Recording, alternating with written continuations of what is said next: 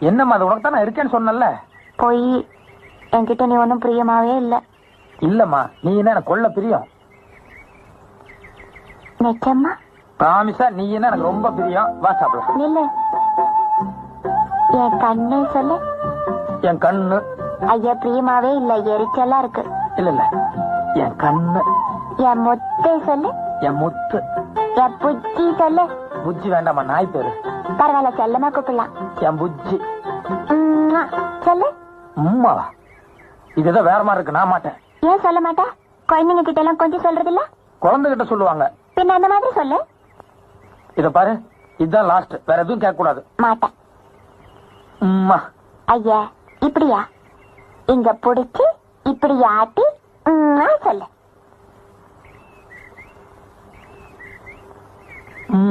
வா.